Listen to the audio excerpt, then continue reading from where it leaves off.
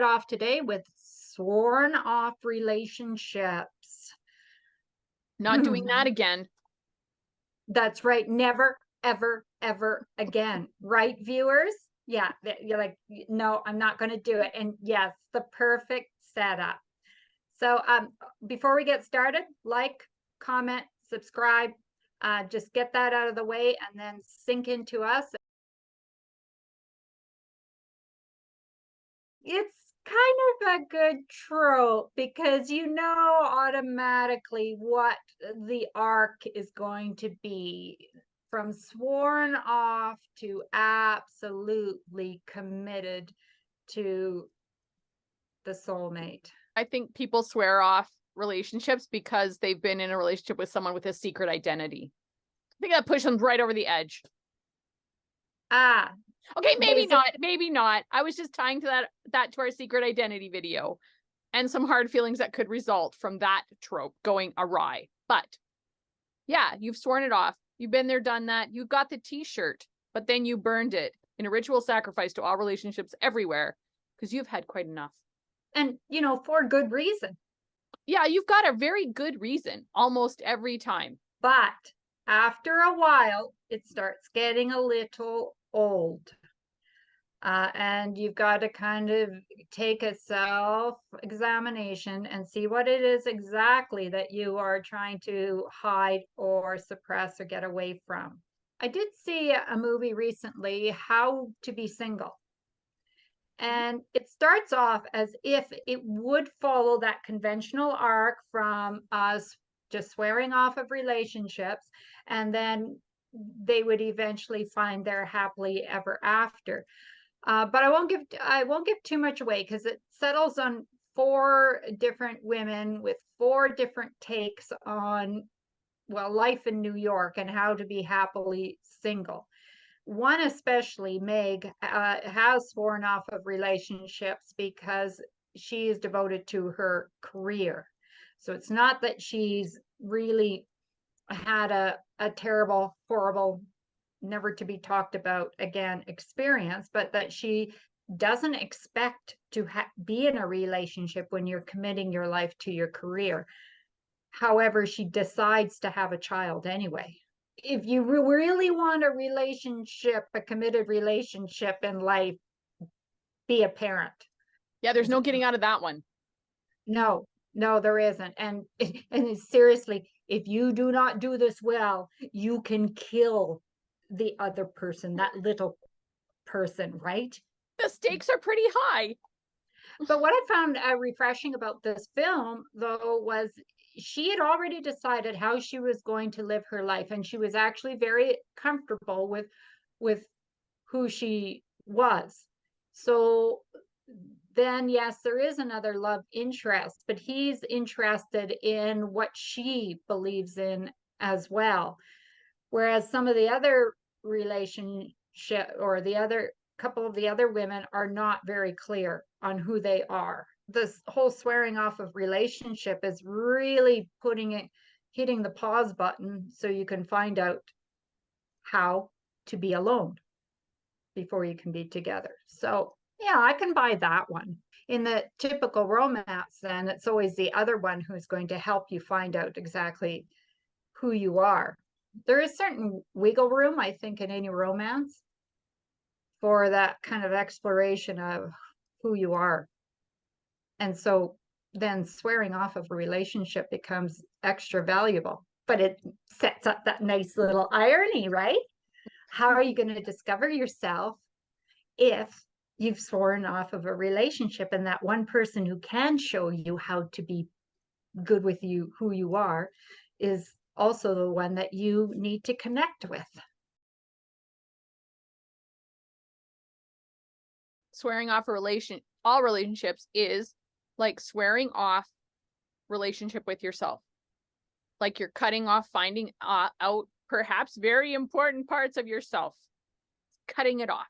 Because it raises that whole dynamic. What is the best way to discover who you are? Now, there was one character in the film who, you know, she resolved it by actually just being by herself. And the last scene is her going off into a solo hiking. on a solo hiking trip, right? But there's the other way of swearing off a relationship by actually entering into a worthy one. But how to make that work as a romance, I'm not sure. I think a lot of swear off relationships in, for example, Hallmark style, they're not super committed to their vow that they will swear off. It's just kind of, they had a bad relationship or got broken up with when they thought they were going to be proposed to. And they're like, you know what, I'm not going to do this again. And I don't think they fully explore the deep-seated reasons why, or the loss that the character has gone through before they visit this trope. It's just a convenient way to stage the coming relationship. As soon as they say it to the other character, I'm not going for relationships, I've sworn off of them, like it's an instant easy setup. So I think you have to be cautious when you use that and actually put some meat alongside those potatoes. No, alongside the parsley. It's less than potatoes even. Well, I follow you. I understand. Thank goodness, because I'm not sure I do. No, actually what you said made perfect sense. It's like, okay, you can say you're swearing off a relationship, but are you just is that just a response to something that happened negatively in your life, or did you enter into this purposefully in order to expose another part of yourself, or actually go take the deep dive into who you are? Now, of course, in the typical romance where you got X number of pages to make this happen, that's not going to be dwelled on for very long. You're just going to have to kind of move it into yet another guy that you're going to have to deal with. And then, as you're saying, it sounds more like a rebound. So then that potential soulmate is really just kind of a rebound that you're having.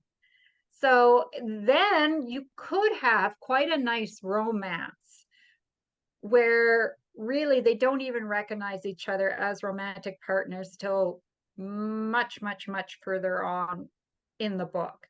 And we don't have a kind of a slam dunk solution where, you know, you itch to have them together, but you also itch to have them come to some kind of resolution about their own inner turmoil.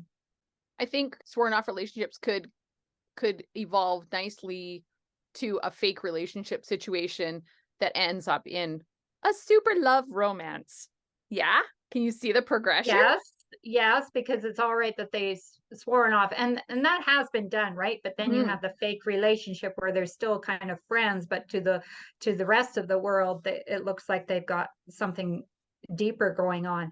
I can also see the friends to lovers trope meshing nicely with this one as well, because they can both have had relationships, they've sworn off of them, and they really believe that they are only friends because, golly gee, when each of them were in another relationship, they still maintained their friendship.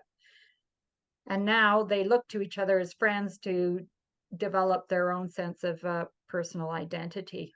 They're there to support each other through it. You know, they're standing by, being the rock when the other person broke up. They've been through those dark moments and leaves the door wide open for something more. So just know that has been written. I mean, if you viewers are going, yes, it is exactly like, please let us know, because you just know that in the romance genre, whatever can be done will be done. So yes. I also know that probably tonight or tomorrow night, I will see the exact show that has this plot line in it. And then it will be too late to talk about it. So please do share that. That would be so helpful. Yes. As we were just chatting about that earlier, about how we're probably going to have to do a number of revisited episodes on each and every one of these tropes, because as we show them to the world, we discover, oh, we missed one or two or three or four. Great So, examples. yes, great examples. What can you do? Count What on can your you do? viewers. That's what you can do. Well, that's a wrap for us, I think.